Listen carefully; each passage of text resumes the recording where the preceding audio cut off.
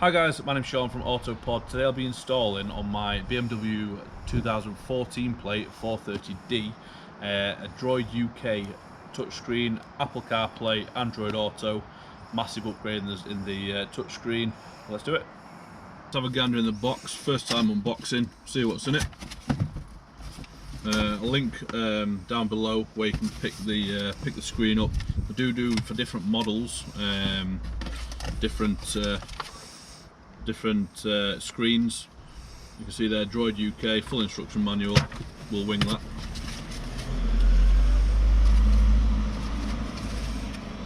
What do you reckon? Decent screen in it. So this is the actual unit itself. Now, camera just flicks round to the standard screen. So this one, I believe it's an 8.5 inch screen. It's not touch screen, not Apple CarPlay. To be honest with you, I do miss the Apple CarPlay. So my phone's always mounted on there on a quad lock, but I like the Apple CarPlay. So let's have a quick gander between the screens. That screen's absolutely ginormous compared to the standard. So what I'll do, I'll quickly move the camera to give a comparison at the size of the screen.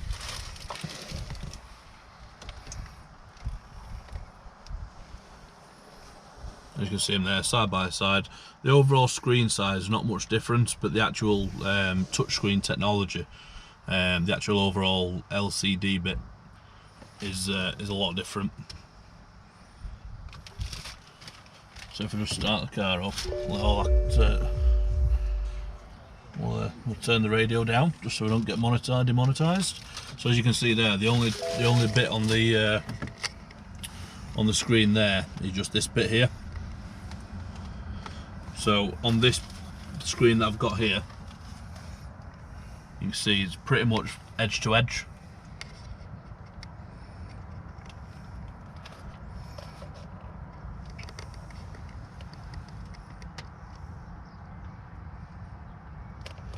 Let's see what else is in the box.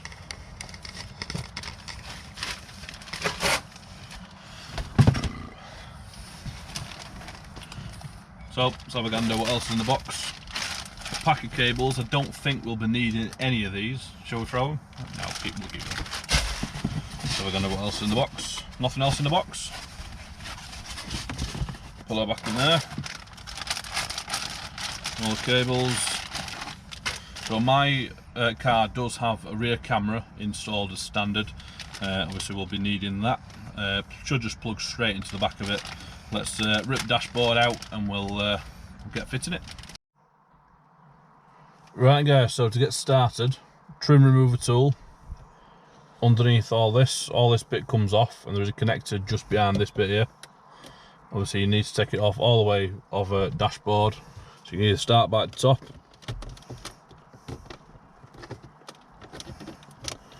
and when you pry it off, you want to try and get it under and pull it towards you rather than break the clips. Once you've got it started, it should be dead straightforward.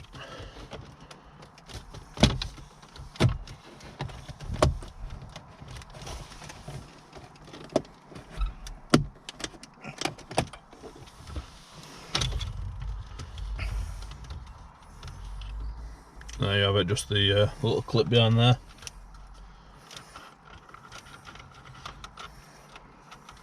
I hate these clips because they never come out properly.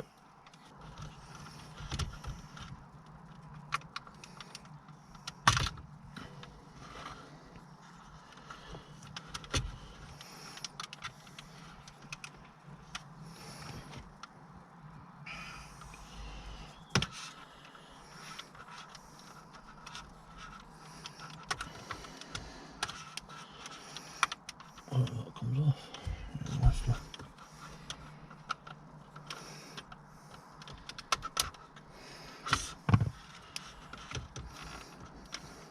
Stupid design.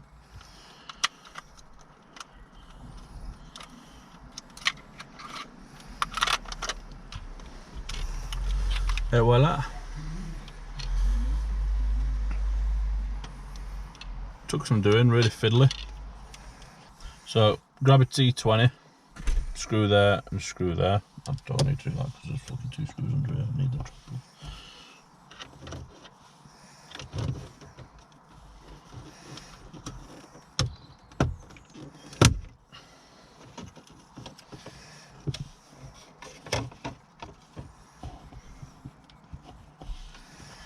Once you've taken the trim removal tool off,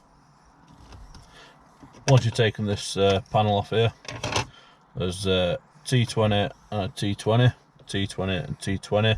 All this unit then should come loose. Loosey goosey, baby. Loosey goosey.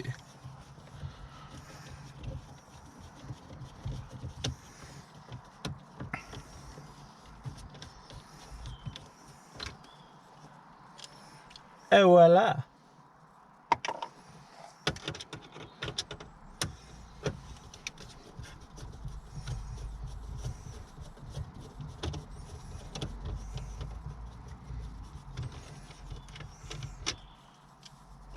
You breathe very loud, don't you? Don't breathe loud. I'm actually trying not to.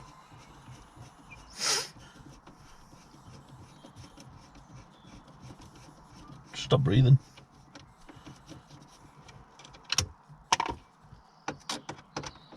So if Dan dies, then we know why.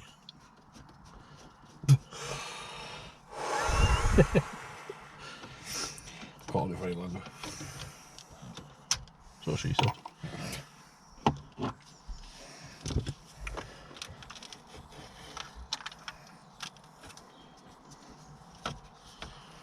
Right little fiddly thing again. Got a flathead screwdriver.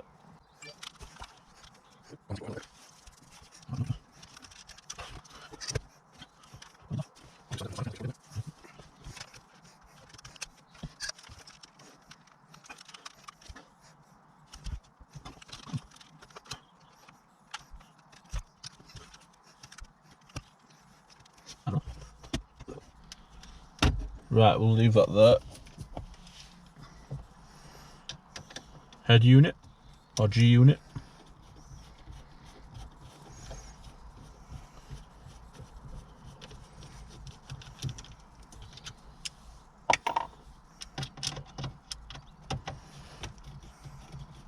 I like the fact they used universal screws. I think it'd be rude not to, really, wouldn't it? And just underneath there's 2 screws, one there and one there, and that will release the screen.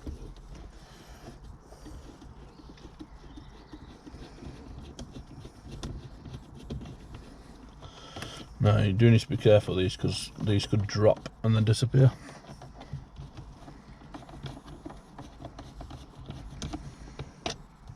It is a bit of a stupid design to chuck screws under there.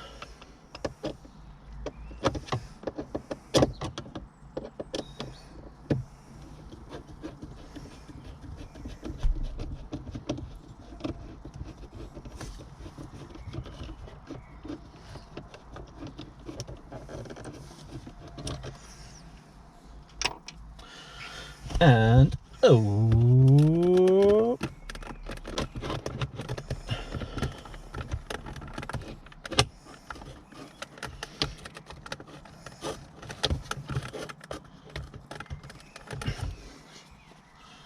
take the unit out, give that a bit more room.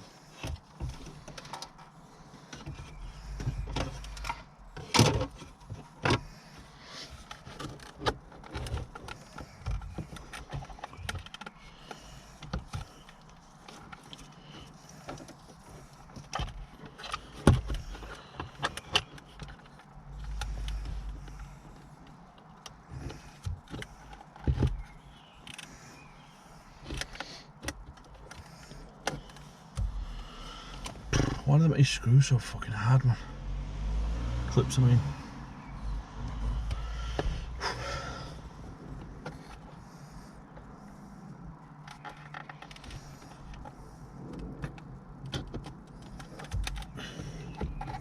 Will it twist that? No.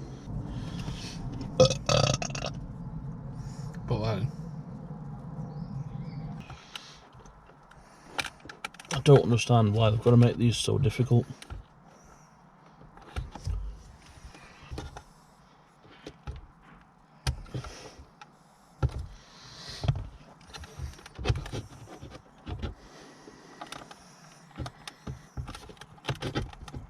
That took some doing.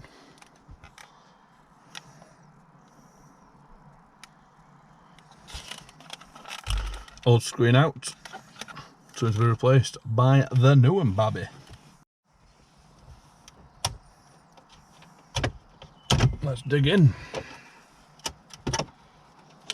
Some lovely, lovely cables back here. Right then, so wire and harness. This is always a fun bit.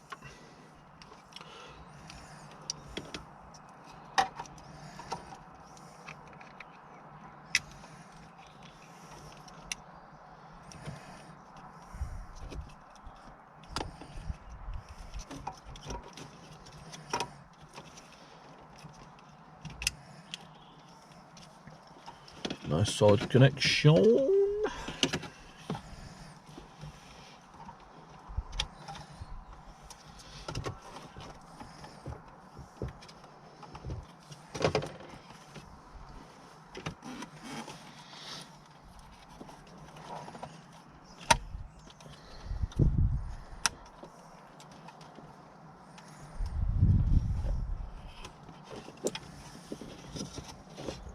The only issue is hiding these boxes.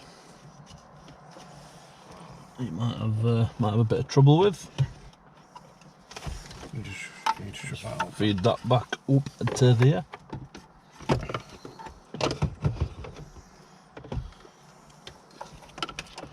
It can get a bit fiddly.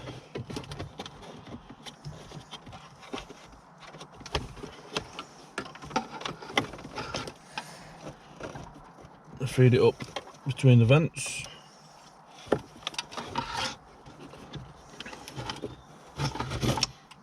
As if by magic.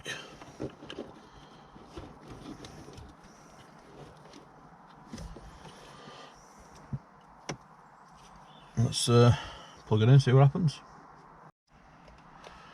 So connection on there, just going to give it a quick test.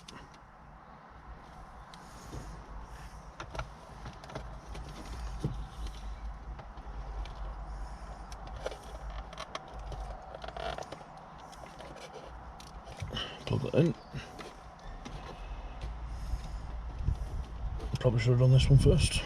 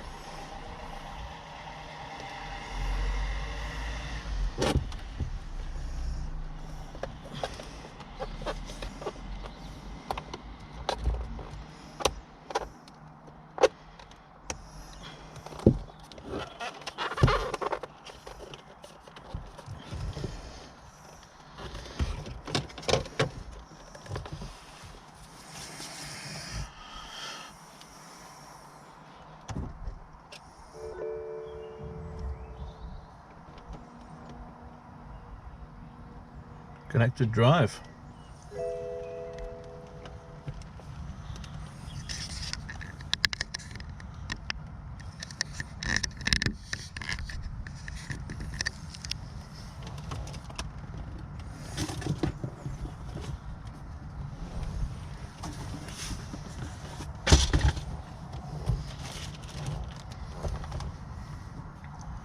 There we are, literally plug and play.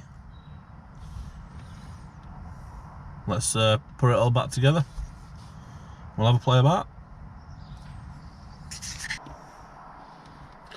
So this one is 2 USBs.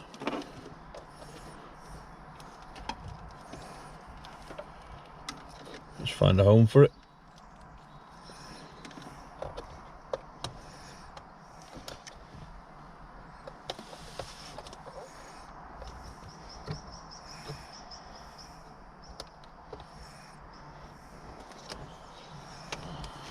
And we'll feed this down through here.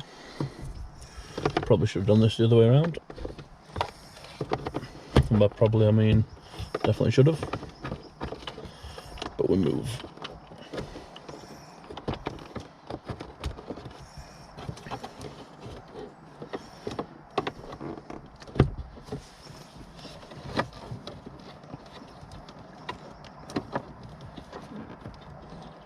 Don't you regret not turning it around? Turn around.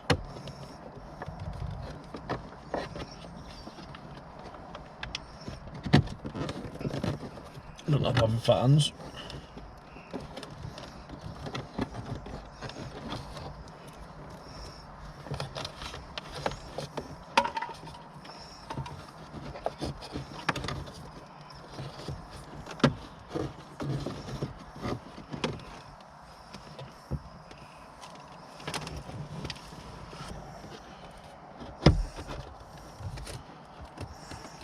Push that into position.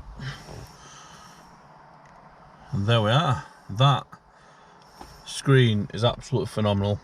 Give it a try before we put everything fully back together. Connected drive.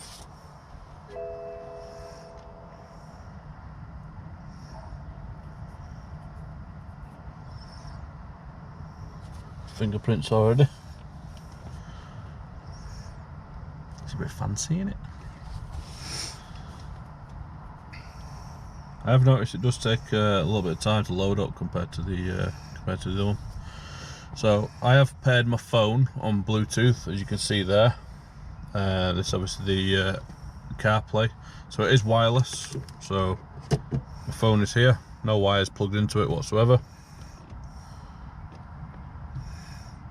Go back home.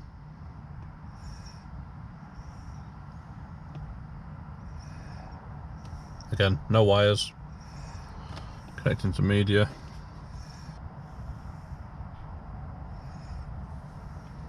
So what I'll do just while that's pairing, load YouTube up. Huh, it's my channel, look, as if by magic. Make sure you subscribe, give it a thumbs up, comment, tell me I'm an idiot, whatever. Communication. Have a mess about. We'll so as you can see there, car. This is everything to do with the car.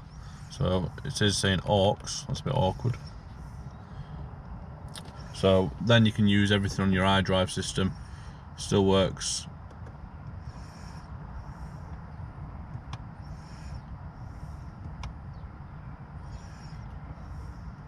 Radio.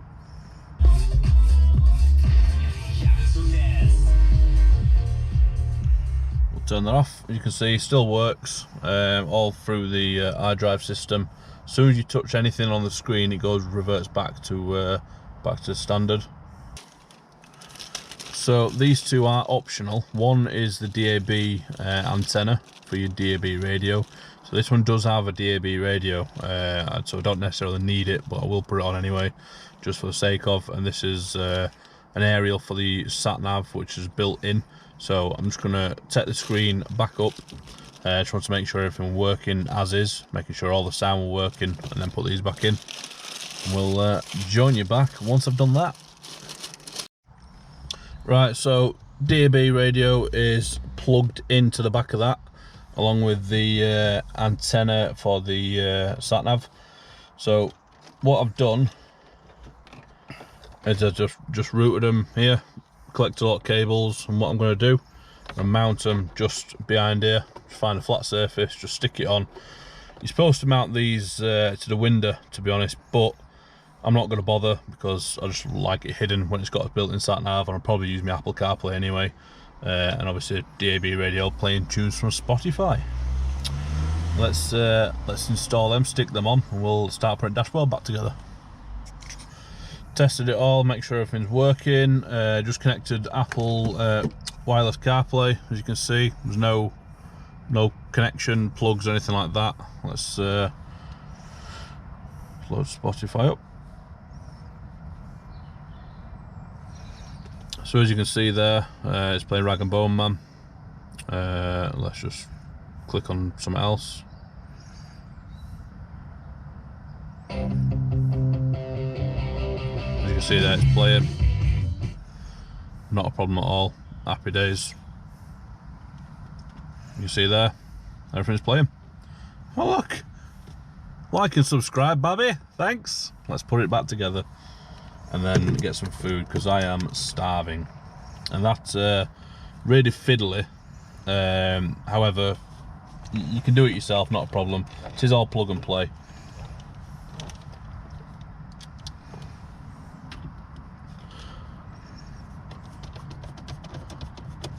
The most difficult bit is just getting the boxes that are behind this head unit, getting all them to make sure they're lined up and pushed under there.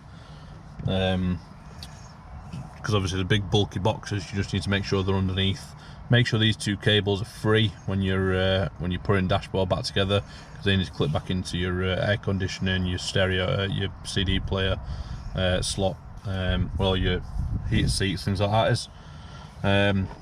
Let's put it all back together and let's eat some food.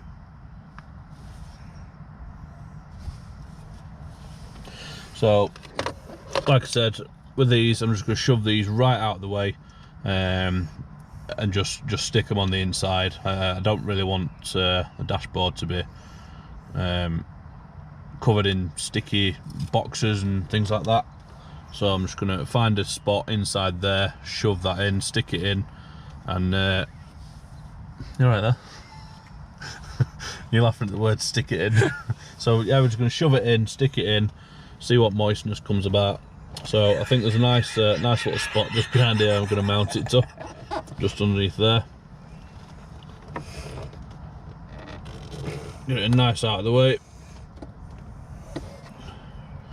And then with that, you can shove that in. Make sure that your cables are not over the, not covering the air vents. Same with this side.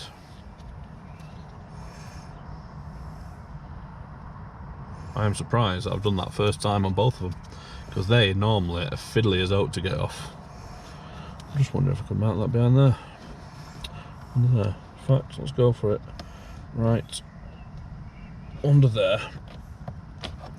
Probably gonna regret that, but whatever. Again, make sure you shove them cables right underneath that way, and then it's literally a case of plugging everything else back in.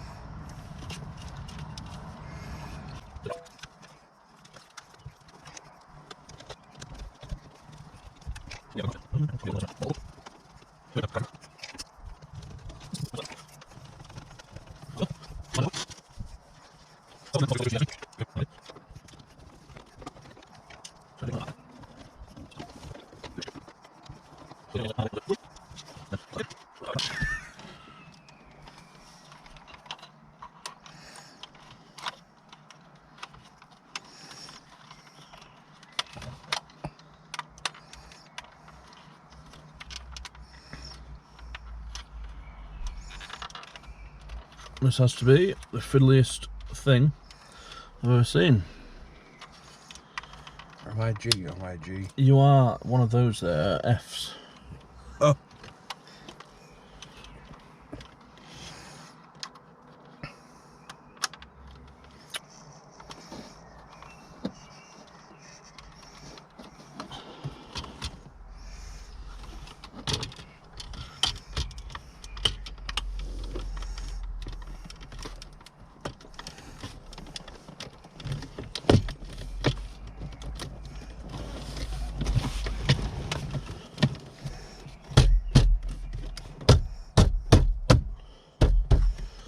Give it a bit of a shove. Once you whacked all the clips back in, job's a good one. Like I said, all I'm going to do is leave this down here for the time being. I might even shove them back, get a bit of like weld and mount the USBs there, and have that as a faceplate. What do you reckon?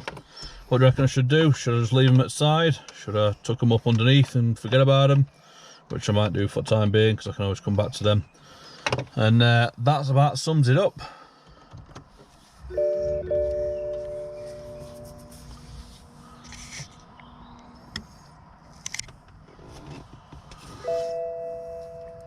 So start the car up, everything's back in place, nice, and that screen's absolutely phenomenal.